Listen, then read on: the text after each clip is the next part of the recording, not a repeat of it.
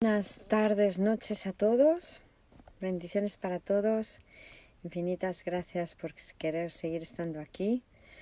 Vamos a hacer esta 12ª conexión del compendio y hemos decidido estudiar también el libro de Ausencia Felicidad de San Kenneth Wapnick, la historia de Helen Schucman, la escriba de Un Curso de Milagros, editado por El Grano de Mostaza. Recomendamos a todos su compra tradicional y vamos a comenzar a leerlo desde el capítulo 1, El cielo y Helen, introducción, y vamos a hacerlo con nuestra habitual invocación de la página 30, que dice así: estoy aquí únicamente para ser útil. Estoy aquí en representación de aquel que me envió. No tengo que preocuparme por lo que debo decir ni por lo que debo hacer, pues aquel que me envió me guiará. Me siento satisfecha de estar donde quiera que Él desee, porque sé que Él estará allí conmigo. Sanaré a medida que le permita enseñarme a sanar.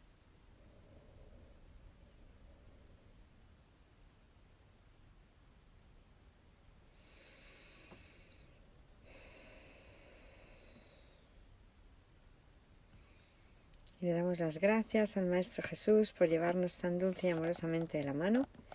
Gracias a todos. Santa Rosy Zuzunaga, Santa Esmeralda Bravo, Santa Eva Castemer, buenas tardes, Santa Esmeralda, San José Luis Acevedo, Santa María del Mar Ríos Rivera, gracias, bendiciones para todos. Pues capítulo 1, El cielo y Helen, introducción.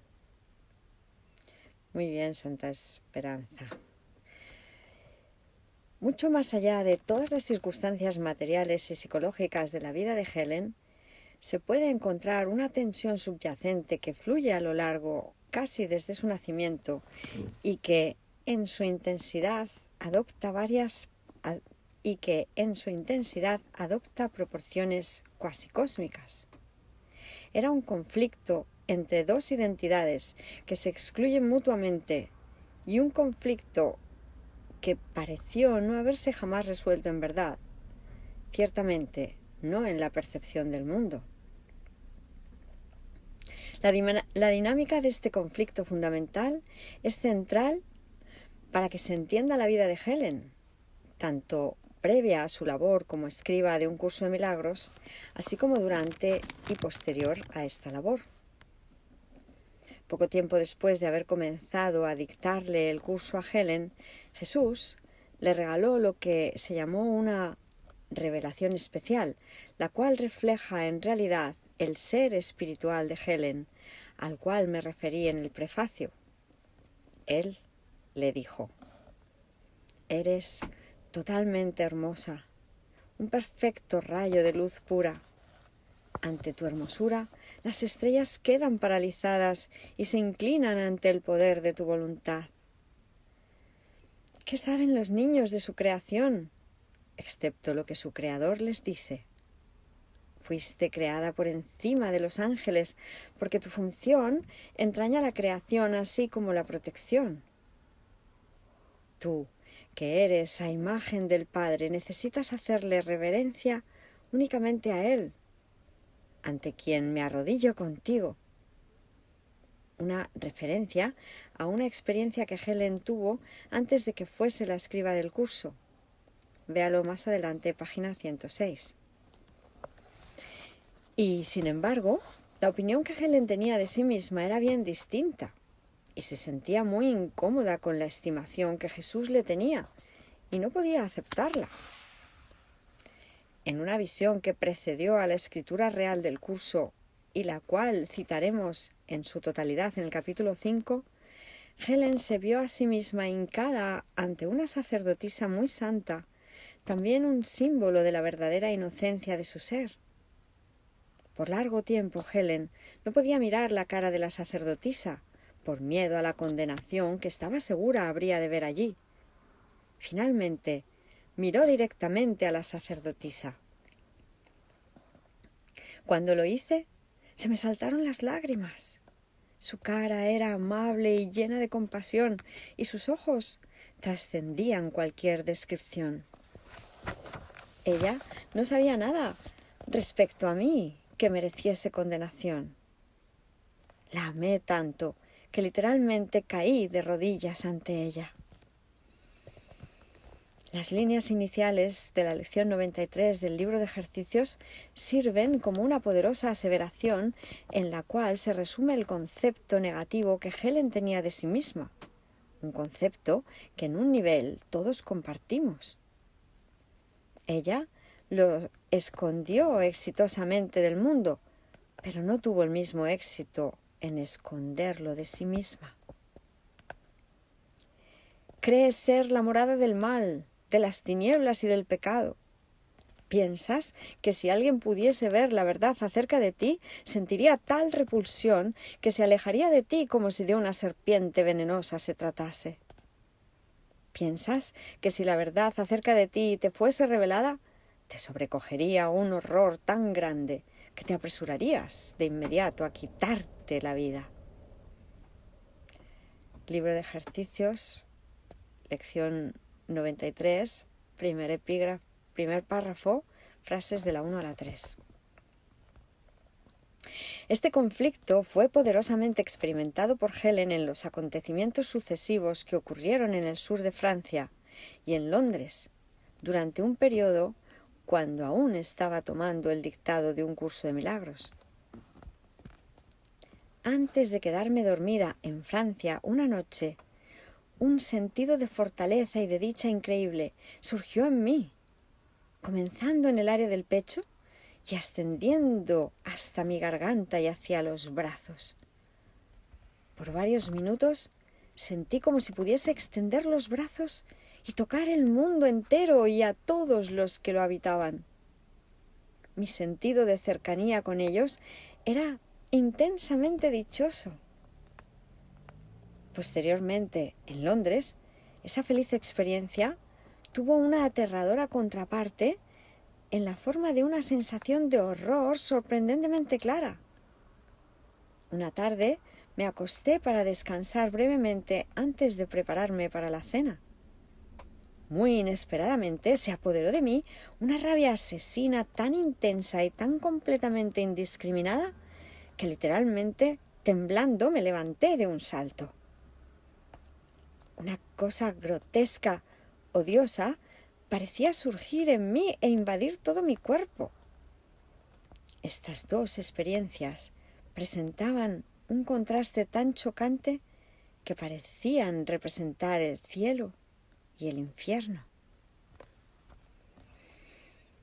Helen me describió esta última experiencia como una en que se sentía poseída por un odio tan intenso que en ese momento creía que podía destruir felizmente al mundo entero. La contraparte exacta de la experiencia anterior, cuando el amor, igualmente intenso en su magnitud, fluía a través de ella y abrazaba al mundo. Helen también experimentó un contraste similar en el periodo inmediatamente anterior al comienzo del curso. Ahí, el contraste era entre una sacerdotisa buena y malvada. Retornaremos a esto en un capítulo posterior. En raras ocasiones, Helen me expresaba la dolorosa realidad de que ella no sabía cómo amar. Ella sabía que su amor por mí, por ejemplo, como discutiremos en la parte 3, era distorsionado grandemente por sus propias necesidades de controlar su miedo a la pérdida y al abandono, así como el defenderse contra su odio subyacente por todos y por todo aquello de lo cual dependía.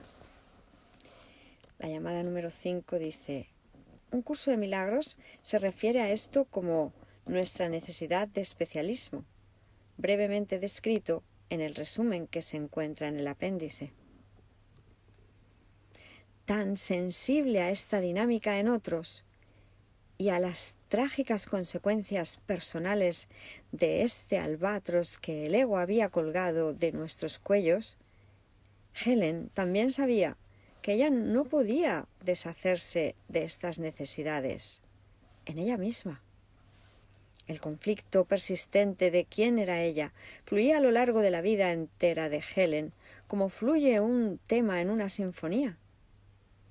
Cuando estudiaba la licenciatura, Helen escribió una composición, probablemente un ejercicio de redacción creativa, que trataba sobre un pececito que quería ser pájaro.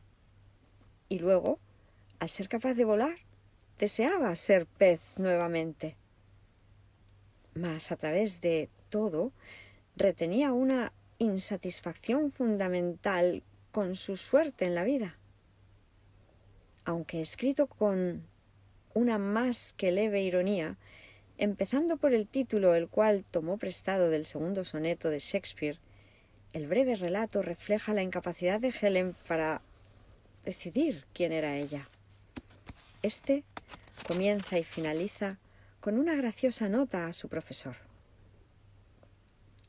Él solo lloraba su desventura.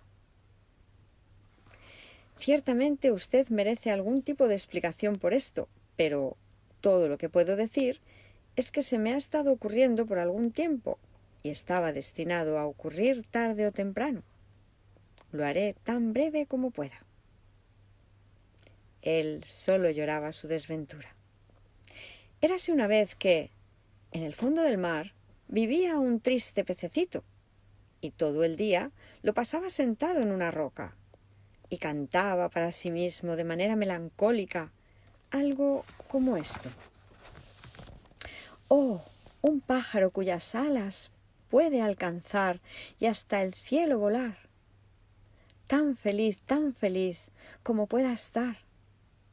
Mas un pobre pececito que también desea volar debe quedarse por siempre en el fondo de la mar. Y más se entristecía, y todos los demás pececitos comenzaron a preocuparse por él hasta que un día convocaron a una reunión para decidir qué podían hacer por él. Y un bondadoso pez volador, plateado, estaba tan atormentado por su triste amiguito que accedió a prestarle sus alas para que tratase de ser pájaro por un tiempo, a ver cómo le gustaba. Cuando el desdichado pececito oyó esto, se alegró tanto que casi se olvidó de sí mismo y sonrió. Entonces el pez volador se despojó de sus alas y las ató alrededor del cuello de su amigo, y el pececito triste voló hacia el cielo y se sentó a descansar en la rama de un sauce que habitaba cerca de un arroyuelo. Por un tiempo era casi feliz al ser un pájaro, pero luego comenzó a sentirse más bien melancólico de nuevo y se cantaba una canción muy triste que decía algo así: en el fondo de la mar, tan cómodo como puede estar, durante todo el día un pez puede nadar. Es mucho más feliz que un pájaro en el aire, quien por siempre tiene que volar. Y se entristecía más, y todos los pájaros que vivían en derredor quisieron consolarlo, pero no lo pudieron lograr. Y entonces, repentinamente recordó que en realidad él no era un pájaro. Así que voló de regreso al océano y le devolvió las alas al pececito volador y le explicó que ya no quería ser pájaro. Luego se dirigió tristemente a su roca y se cantaba una triste cancioncita que decía algo parecido a esto: ¿cómo quisiera yo ser justo en mi lugar? Un pájaro que en la mar pueda nadar, o un pez que hasta el cielo pueda volar, tan feliz como pueda estar. Y allí está, sentado a solas sobre la roca en el fondo del mar. Los demás peces nadan hasta él algunas veces y tratan de animarlo, pero ya nadie parece ser capaz de ayudarlo. Así que ahí está, y en verdad puedo decirle que lo lamento mucho, mucho. no volverá a suceder. Este mismo tema del conflicto intrapersonal se expresaba gráficamente en varios sueños. Un sueño representativo, los otros se considerarán posteriormente, trataba de un pájaro que no podía decidir si su color era azul o si era gris, o incluso si era en lo más mínimo pájaro. La extraña y confusa gimnasia mental del pájaro, así como su comportamiento en su intento por lidiar con la precaria situación de su vida, hacían pensar en cómo la misma Helen lidiaba con su propia situación de vida tan conflictiva.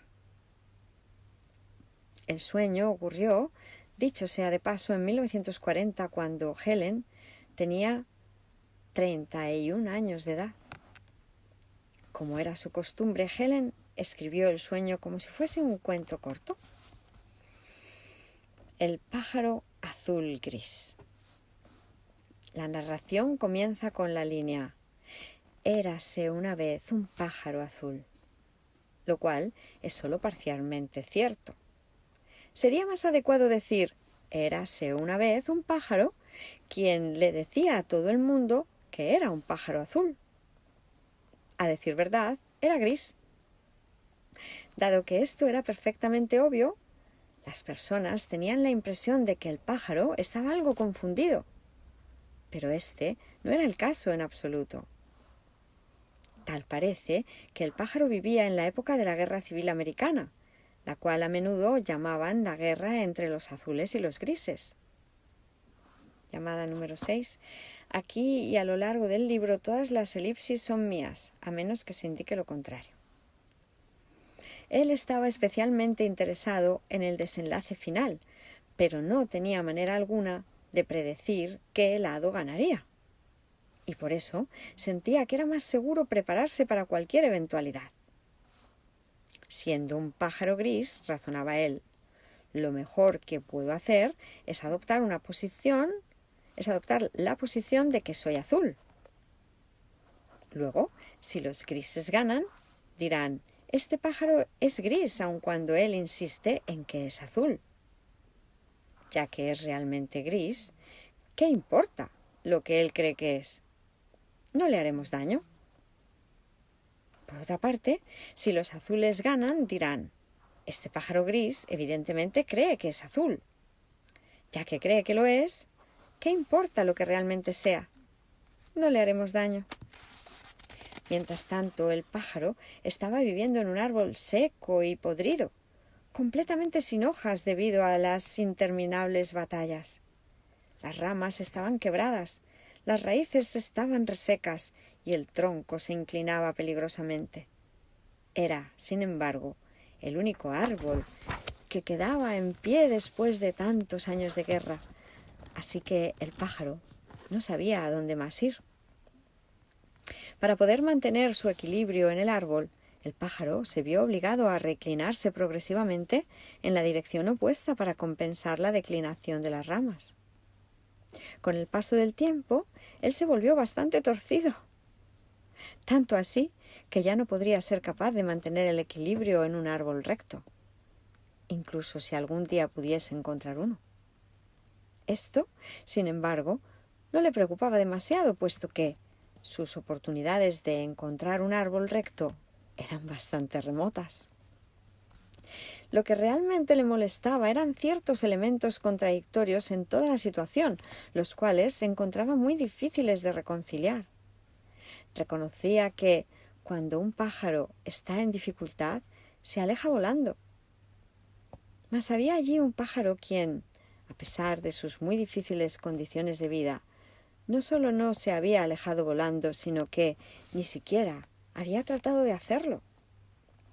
Era posible, pensaba, que en realidad no fuese un pájaro en absoluto. Esto, por supuesto, explicaría por qué no se hubiese alejado volando. Pero también significaría que nadie podría considerar seriamente su problema básico como primordialmente una dificultad en percibir el color, lo cual habría de dejarlo tan pobremente equipado para lidiar con la paz como con la guerra.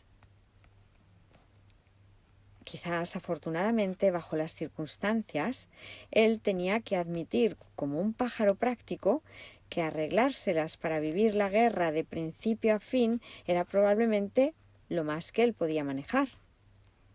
Ejércitos de ambos lados aparecían de la nada, destruyéndose unos a otros debajo del árbol. La tierra, empapada de sangre, temblaba debajo de ellos, y el ruido era ensordecedor. Probablemente no tenían conciencia del pájaro y de su árbol, pero los efectos en ambos eran devastadores. Sabiendo que posiblemente el árbol no podría durar mucho más tiempo, no tenía sentido alguno el preocuparse por lo que sería de él en una paz hipotética. La forma de Helen de lidiar con su crisis de identidad, azul-gris, Dios-ego, era esencialmente aceptar el conflicto como real, negar el lado espiritual que la conectaba con Dios y de algún modo salir adelante con el asunto de la supervivencia de su ego en un campo de batalla empapado de sangre de un mundo en el cual ella sabía que finalmente no había esperanza. El árbol podrido en el cual vivía el pájaro representaba el concepto del yo de Helen, y el estado frágil de la vida del árbol reflejaba la propia percibida vulnerabilidad de Helen al vivir en el mundo.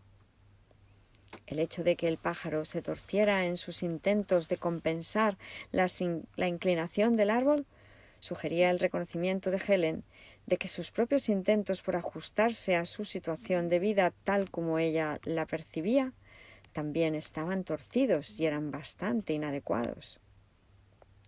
Como un curso de milagros habría de enseñar posteriormente, no hay salida de un dilema así, a menos que el conflicto básico se traiga a la conciencia y se cuestione. Y era a este cuestionar a lo que Helen le temía, pues el mismo significaba el final de su mundo tal como ella lo conocía, un miedo al cual retornaremos en un capítulo posterior. Así pues, todas sus defensas estaban destinadas a mantener este conflicto fuera de su conciencia y a mantener seguro a su yo egoísta. Ciertamente, como se mencionará antes, la vida de Helen se caracterizaba desde su temprana niñez por el conflicto de estos dos yos, simbolizados en la tan ambivalente naturaleza de su relación con Dios y con Jesús, sin mencionar su relación con la Iglesia Católica Romana. El siguiente capítulo presenta una sinopsis de estos primeros años y pone de relieve la búsqueda de Dios efectuada por Helen. Pues vamos a comenzar el capítulo 2.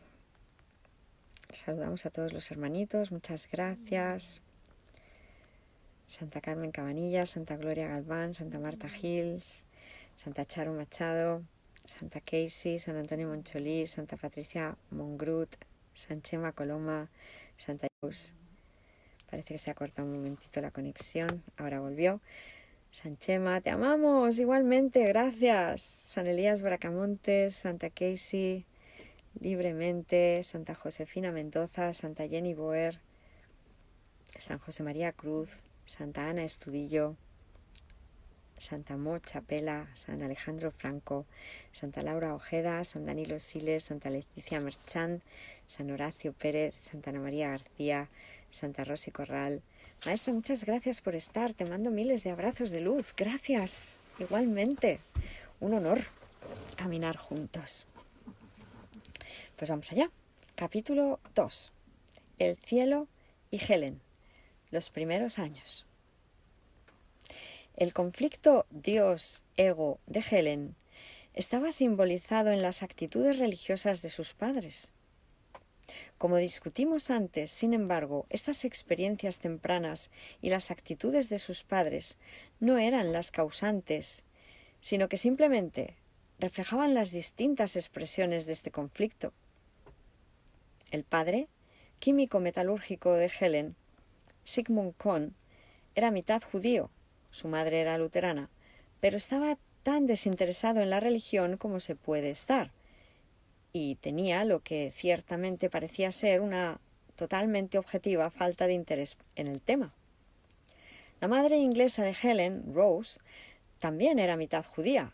Su padre había recibido la formación de rabino, pero ella resentía amargamente sus raíces judías y pasó la mayor parte de sus años adultos como una buscadora espiritual y estuvo vinculada con muchas expresiones distintas, cuando no siempre tradicionales, del cristianismo. Durante los primeros años de Helen, la familia tenía una institutriz alemana, la señorita Richardson, llamada número 7. Al menos este fue el nombre que Helen le dio en su autobiografía. Helen siempre tuvo una fobia en contra de que se usaran los nombres correctos de las personas. Vea adelante páginas 260-61, y por eso en la autobiografía no se le da el verdadero nombre a nadie. Los nombres de sus padres nunca se utilizaron. Yo expongo los nombres reales aquí, excepto el de la institutriz, de cuyo nombre real jamás tuve conocimiento, aunque ella no era inglesa tal como Helen me había informado. Vuelvo a repetir la frase. Durante los primeros años de Helen, la familia tenía una institutriz alemana, la señorita Richardson. Helen y ella tenían una relación bastante estrecha y compartían un secreto. La señorita Richardson era una católica devota quien rezaba su rosario regularmente, y a Helen le atraía la casi mágica cualidad de las cuentas azules y de las oraciones que acompañaban al ritual diario. Sin embargo, la señorita Richardson le dijo que ella no podía tener un rosario porque no era católica. Por otra parte, todos los domingos por la mañana, mientras aparentemente iban al parque, solían ir a la iglesia católica, la cual posteriormente Helen describía como algo que para ella era entonces uno de los lugares más hermosos que jamás había visto en toda mi vida. Repito, puesto que no era católica, a Helen le dijeron que no podía entrar, por lo cual ella esperaba en el vestíbulo hasta que la misa terminara. Mas Helen anhelaba estar adentro. Podía ver las flores y las velas y las estatuas a través de un pequeño espacio entre las dos grandes puertas. Algunas veces oía música y la voz de un hombre diciendo cosas que yo no entendía. Había un olor rico también. Una vez me escabullí en una capillita que había al lado de la iglesia. Había allí una estatua de una hermosa señora, María, con una luz alrededor de su cabeza y flores y velas en el jardincito frente a ella. Todos allí tenían cuentas como las de la señorita Richardson. Quería quedarme allí, pero decidí no hacerlo porque tenía miedo de que a la señorita Richardson no le pareciera, puesto que yo no era católica.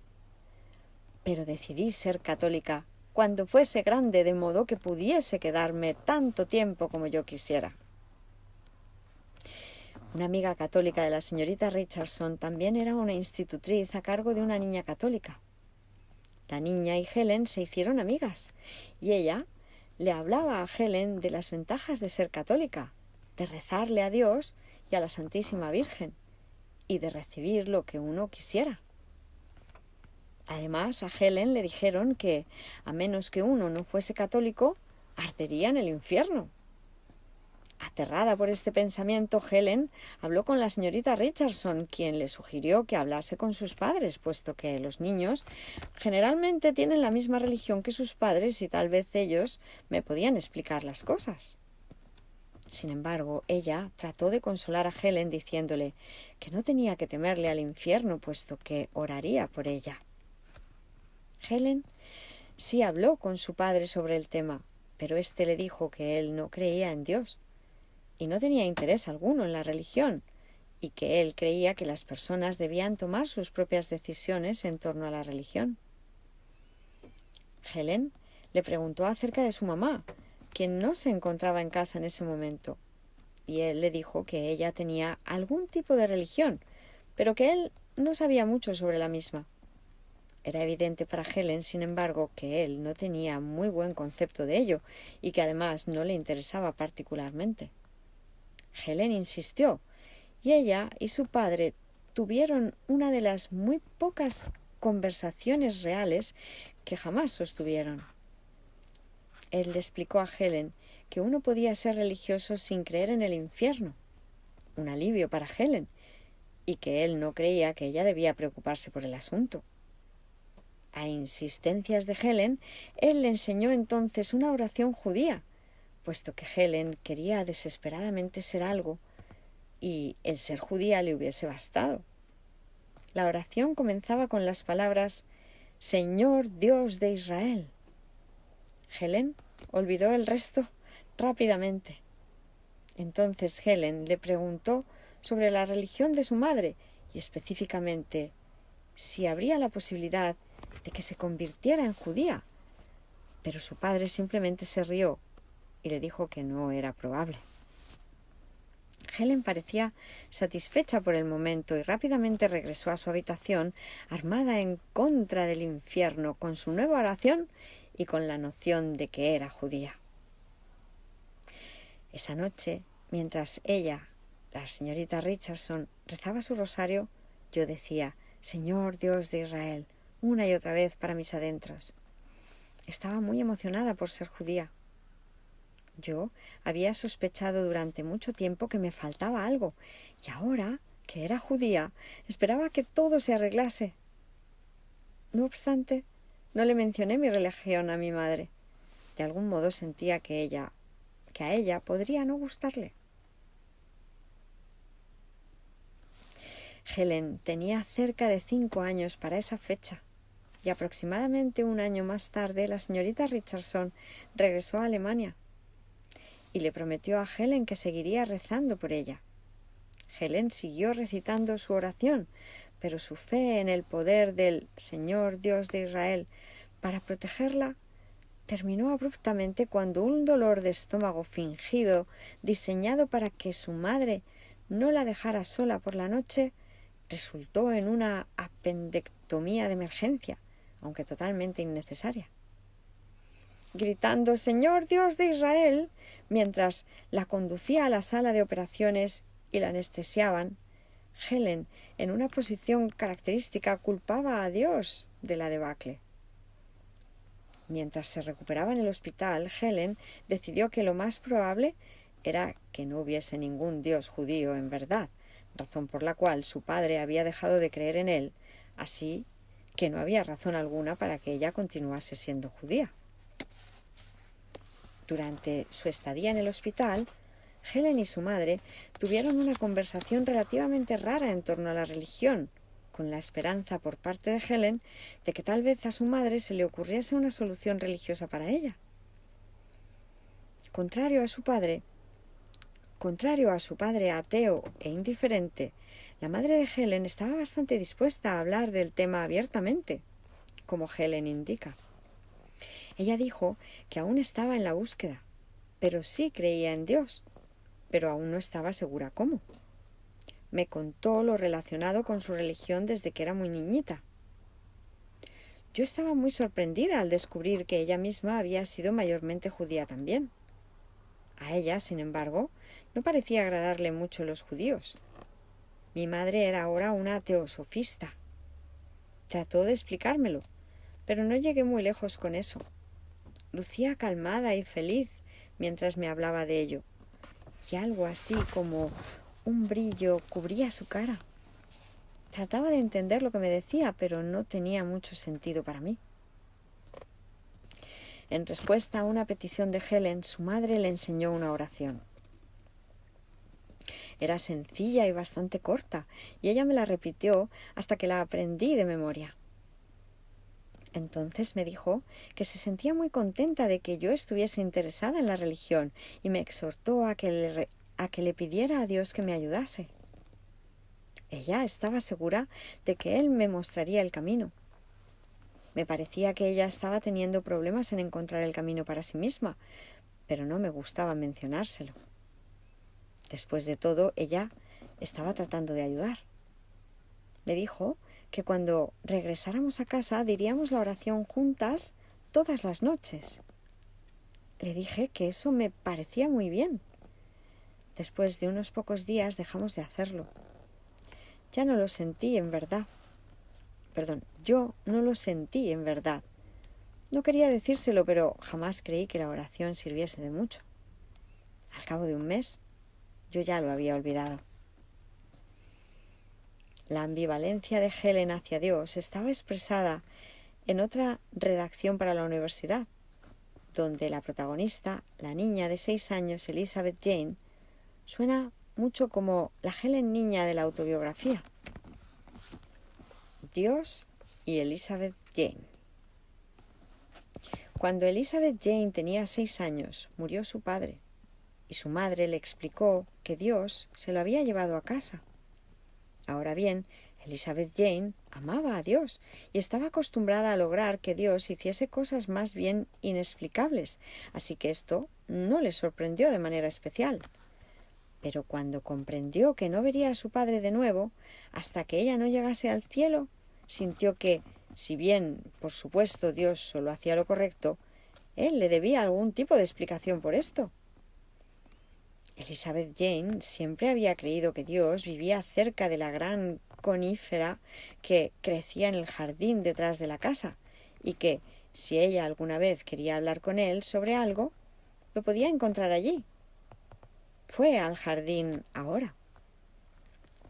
Elizabeth Jane se sentó sobre la grama, debajo de la conífera, donde esperó a Dios durante mucho rato. Observaba las pesadas piñas lloradas desde el árbol y escuchaba el viento que volaba a través de las ramas, haciéndolas resonar al chocar unas con otras. Pero Dios no parecía estar en el jardín ese día. Cuando el cielo se comenzó a oscurecer, se levantó y entró lentamente en la casa. Aquella noche, la madre de Elizabeth Jane vino a darle el beso de las buenas noches y se sentó en la cama y tomó a su hija entre sus brazos y lloró. Luego la recostó en la cama, la besó y le dijo que recordara rezar sus oraciones antes de dormirse. Elizabeth Jane asintió gravemente. Su madre la arropó y dijo: «No te olvides, mi amor», con voz un tanto temblorosa. Elizabeth Jane asintió gravemente de nuevo. Cuando su madre hubo cerrado la puerta, Elizabeth Jane permaneció tendida en la cama y pensó en su padre, y pensó en las lágrimas en la voz de su madre y en la conífera. De pronto recordó la promesa que le hizo a su madre, así que cerró los ojos, juntó las manos y dijo: «Dios querido», y se detuvo. Entonces se volteó y se quedó dormida. Pasó algún tiempo en el relato autobiográfico y la próxima vez que Helen mencionó la religión fue en referencia a una experiencia que tuvo a la edad de 12 años, cuando su familia fue a Europa. La última parte del viaje fue una visita a Londres, ya que la madre de Helen estaba interesada en ver el famoso santuario de la Santísima Virgen María. Helen estaba, en sus propias palabras, profundamente impresionada con la gruta, la cual estaba atiborrada de muletas y aparatos ortopédicos desechados, y le encantó la estatua de la Santísima Virgen de pie sobre una roca inmensa, la cual ella podía ver desde el balcón de su habitación en el hotel. Incluso compró un rosario, una medalla de María y una botella llena con el agua bendita y sanadora que fluía de la roca sobre la cual estaba la estatua. Helen y su madre asistieron a la misa en la gruta y se quedaron para un hermoso servicio que hubo después. Era sábado y había incluso más flores y música y procesiones. Había incluso más flores y música y procesiones que de costumbre. La gente rezaba por doquier. Todo era muy, muy hermoso. Le pregunté a mi madre si ella había sido católica alguna vez y me dijo que no. Pero se podía ver que estaba cediendo. Extremadamente conmovida por sus experiencias y tentada a creer en Dios nuevamente, Helen decidió hacer un trato con él. De pie en su balcón aquella noche, le dijo a Dios que ella creería en él y en sus milagros y se convertiría en católica también si él le enviaba a ella un milagro. Por favor, Dios, dije en voz alta, yo sé que no soy católica, pero si todo esto es verdad, ¿me enviarías un milagro de modo que pueda creer en ti? Yo ya había decidido cuál sería el milagro. Cerraría mis ojos y diría 3 Aves Marías. Entonces, si veía un meteoro en el cielo cuando abriese mis ojos, ese sería mi milagro. Cuando abrí los ojos, el cielo estaba lleno de estrellas fugaces. Observaba en pasmoso silencio y entonces murmuré, es mi milagro. Dios realmente lo envió. Miren, oh miren, es mi milagro. La dicha y la fe de Helen duraron muy poco. Sin embargo,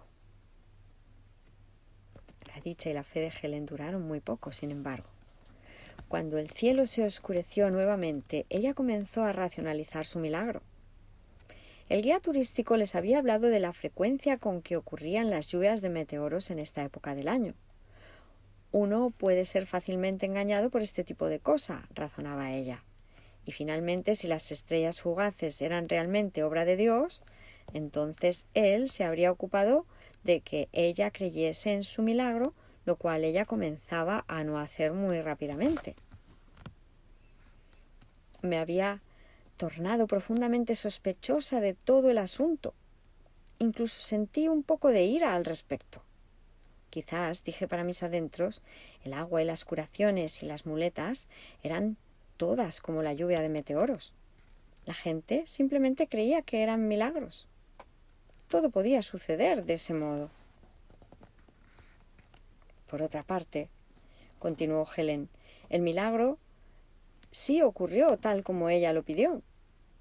Y además, ¿qué tal si Dios se enfadaba con la ingratitud y la incredulidad de ella?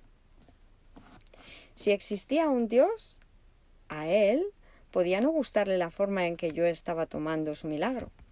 Aquí hay una llamada con respecto a él, la 8.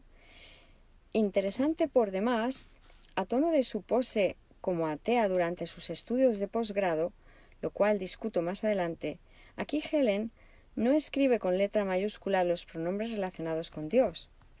Posteriormente, sin embargo, era muy insistente respecto al uso de la letra mayúscula en la mayoría de las palabras asociadas con lo divino. Vea más abajo, página 389. Si existía un Dios, a él podía no gustarle la forma en que yo estaba tomando su milagro. Tal vez yo no me estaba mostrando agradecida.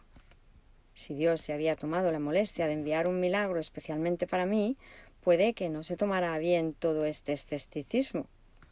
Y si existía un Dios, entonces también tenía que existir un infierno para todas las personas que no le estuvieran agradecidas. Incapaz de resolver su problema, el cual rápidamente estaba adoptando proporciones mayores en su mente, Helen decidió finalmente que no era necesario que tomase una decisión de inmediato. Y ahí quedó el asunto de Dios, de los milagros y de la Iglesia Católica, por decirlo así. Sin embargo, a lo largo de su vida, Helen no perdió su fascinación y atracción por el catolicismo. Años más tarde, reflexionaba en torno a este periodo. Cuando era más joven solía entrar en las iglesias católicas con bastante frecuencia. Me llevaba bien con la Santísima Virgen, pero no tomaba en cuenta a Dios para nada. Siempre iba por el lado de la iglesia donde estaba la estatua de ella.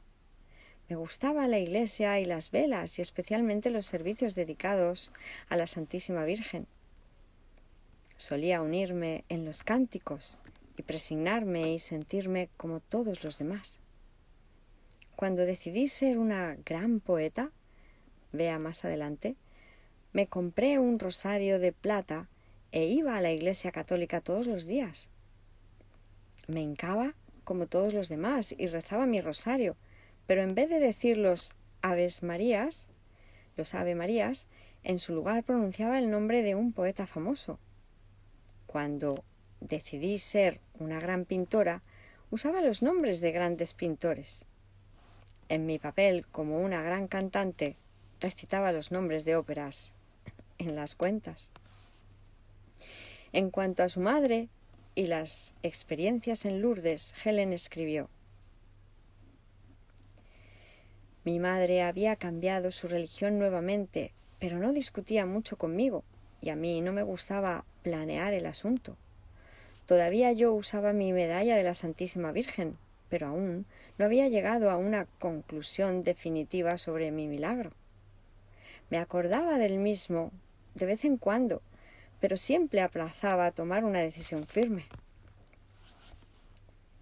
La religión, no obstante, alzó su cabeza alrededor de un año posterior a la experiencia en Lourdes, a través de la criada de la familia, Georgia. Georgia y Helen habían estado muy unidas por algún tiempo, pero su amistad se hizo más profunda cuando la familia se mudó a un apartamento más pequeño, después de que Adolf, el hermano de Helen, 14 años mayor que ella, contrajo matrimonio y se mudó. Georgia procedía de Alabama y no tenía familia en Nueva York, por lo cual los Cons, y particularmente Helen, se convirtieron en su familia. Georgia era una bautista profundamente religiosa. Creo que realmente sería baptista, ¿no? Pero bueno. Y Helen desarrolló un fuerte interés en su religión. Su iglesia creía que el infierno era real, me dijo ella, pero yo deduje que ella misma creía en un Dios bastante amigable y que no iba por ahí asustando a la gente con el fuego infernal y la condenación. Además, aunque él no molestaba a sus hijos, exigiéndoles cosas irrazonables, no los defraudaba y arreglaba las cosas de modo que siempre les salieran bien al final. Esto sonaba lo suficientemente bueno para mí. Yo no estaba muy segura de que todo me saldría bien. Helen iba todas las noches a la habitación de Georgia a leer la Biblia. Era muy bueno hacerlo antes de acostarse, observaba Helen. Luego, un domingo, Georgia invitó a Helen a que le acompañara a su iglesia, y a duras penas Helen podía contener su entusiasmo cuando viajaban juntas al sector norte de la ciudad. Georgia decía que Dios estaría esperándonos y ella generalmente tenía razón. Antes del servicio, Georgia me llevó justo hacia el frente de la iglesia y me presentó al ministro, quien me dijo: «Dios te bendiga».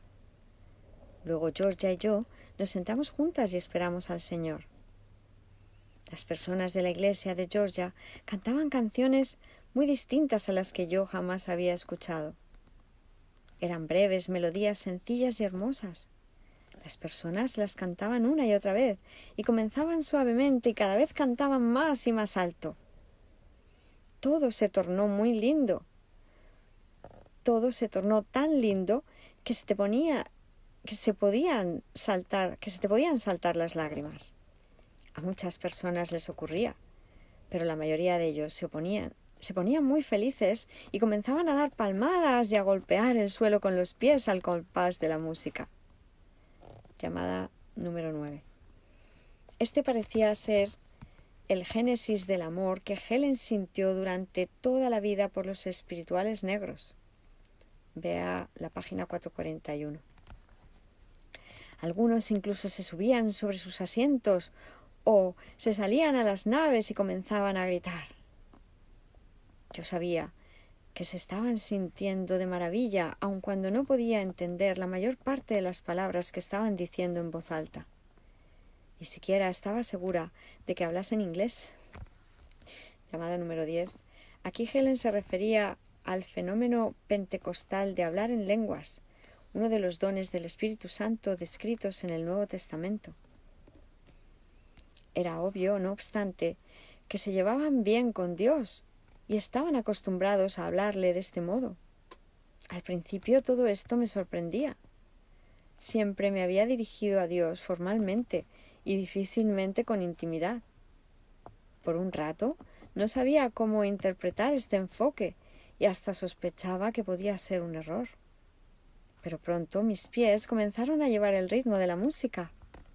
Un poquito después estaba dando palmadas y aún un poco más adelante estaba cantando con voz alta como todos los demás. Georgia se balanceaba hacia atrás y hacia adelante con sus ojos cerrados, pero de vez en cuando me echaba una ojeada y me sonreía. Estaba sintiéndome feliz y muy a gusto. Luego el ministro nos dio una plática maravillosa. Nos contó todo lo que Dios dice del cielo y de la salvación. Nos dijo que este mundo no era nuestro hogar real y que nos aguardaban cosas maravillosas. Algún día, dijo él, todos estaríamos para siempre con el Señor. Lo único que necesitábamos era tener fe. La fe era un don de Dios y a cualquiera que se lo pidiese le sería concedido. Cantábamos un poco más y todo el mundo salió afuera a darle la mano al ministro. Cuando llegó mi turno, él me preguntó cómo me había gustado el servicio y le dije que me había parecido maravilloso. Me dijo que debía volver y me dio una palmada en el hombro. Ahora que había sido especialmente invitada, yo asistía a la iglesia con Georgia tantas veces como me era posible. En la iglesia yo oraba y cantaba con todos los demás, pero afuera, cuando yo trataba de hablarle a Dios, nunca estaba realmente segura de que hubiese alguien ahí que me escuchase. Faltaba algo, y finalmente un día averigüé qué era. Georgia me llevó un domingo a un servicio bautismal. Las personas usaban unas túnicas blancas y estaban de pie junto a una piscina de mármol frente a la iglesia. El ministro, quien ahora era un gran amigo mío, estaba en la piscina y reclinaba a cada persona suavemente hacia atrás, adentro del agua. Después salían por el lado opuesto de la piscina y se unían a las filas de los redimidos. Yo estaba muy impresionada. Antes de la ceremonia, el ministro había dicho: aquellos que se van a bautizar hoy han venido a cumplir con los deseos del mismo Señor. Él nos ha dicho que tenemos que bautizarnos para ser salvados. A menos que te bautices, no puedes ser puro de corazón, y a menos que seas puro de corazón, no puedes ver a Dios. Llamada número 11. Uno de los pasajes bíblicos más favoritos de Helen era la primera epístola de Juan 3:2-3. Queridos, ahora somos hijos de Dios, y aún no se ha manifestado lo que seremos, pero sabemos que, cuando se manifieste, seremos semejantes a Él, porque le veremos tal cual es. Y todo el que tiene esta esperanza en Él, se purifica a sí mismo, como Él es puro. Ver el tema 3:2, 5:10, el tema 11:8:2 y el tema 30:8:5 de las líneas 8 a la 9. Eso es, pensé para mis adentros. Tienes que bautizarte antes de que puedas ver a Dios. Yo no me había bautizado. Eso era lo que faltaba. Tenemos alguna hermanita que pareciera que nos ha pedido ayuda. Santa Ninfa Mendoza, Santa Melba, Neto, Santa Gladys, Agüello. Hola Santa Hilda, Maestra Divina. Hola a todos, infinitas gracias. Santa Cecilia Cordero, San Salvador Palma, Santa Max Arguedas, Santa Lupita Bonilla, Santa Cecilia Cordero. No puedo explicar cómo siento el cielo desde que comencé con este curso. Aunque es intermitente esta experiencia, a más entrega al curso de milagros, más veces me siento feliz. Pues claro que sí, hermana milagrosa. Eso es lo que nos pasa a todos, que vamos comprendiendo que esto es la verdad y que la verdad somos nosotros y que somos el amor, y la experiencia es cada vez más vívida, más real para nosotros. Somos espíritu. Santa Carmen Roldán, Santa Alicia, Alcira Cortez Daza. Hola maestra Hilda, ayúdame, enséñame a orar para yo poder mostrar y guiar a mis hijos. Amén.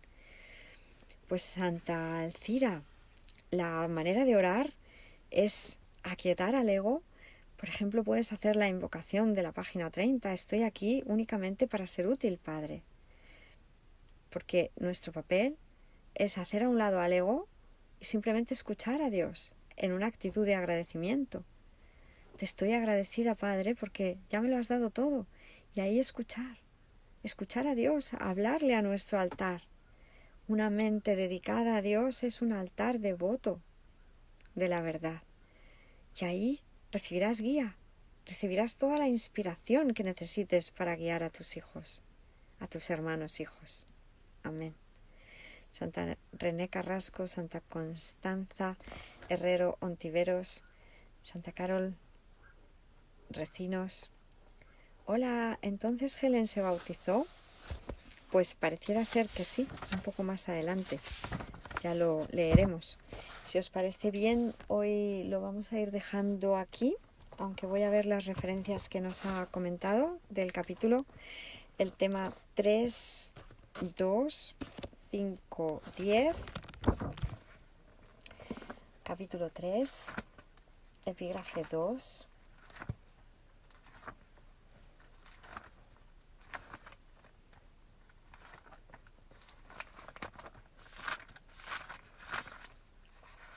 El párrafo 5, 3, 2, párrafo 5, de la 5 al 10. Párrafo 5, la frase 10. 3, 5, 10. Si lo único que existe es la verdad, lo único que la mentalidad recta puede ver es perfección. He dicho que solo lo que Dios crea o lo que tú creas con la misma voluntad existe realmente. Eso es, pues, lo único que los inocentes pueden ver. Los inocentes no adolecen de una percepción distorsionada.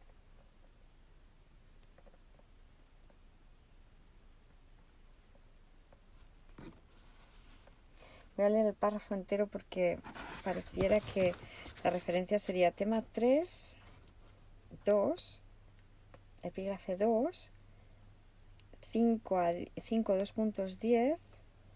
Debería ser el tema 3, 2. Vale, es que he leído equivocadamente, perdón. El 5 sería el párrafo 5, que es: nada puede prevalecer contra un hijo de Dios que encomienda su espíritu en las manos de su Padre, y sería la frase 10, que dice así: esto es lo que la Biblia quiere decir con: cuando Él aparezca o sea percibido, seremos como Él, pues lo veremos tal como Él es. Eso es. Y en el tema 11, el epígrafe 8, el párrafo 2. 11, 8, 2. Capítulo 11, epígrafe 8.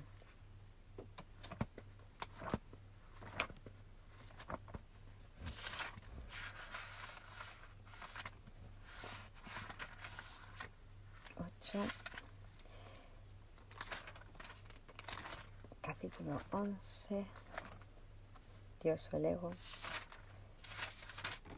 8, el problema y la respuesta, el 2. La Biblia os dice que os volváis como niños. Los niños reconocen que no entienden lo que perciben y por lo tanto preguntan cuál es su significado. No cometas la equivocación de creer que entiendes lo que percibes, pues su significado se te escapa. Mas el Espíritu Santo ha preservado su significado para ti, y si tú le permites que lo interprete, Él te devolverá lo que tú despreciaste. Sin embargo, mientras creas que sabes cuál es el significado de lo que percibes, no verás la necesidad de preguntárselo a él.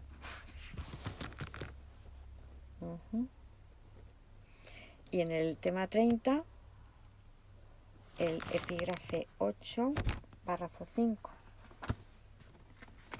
Tema 30, 8, párrafo 5.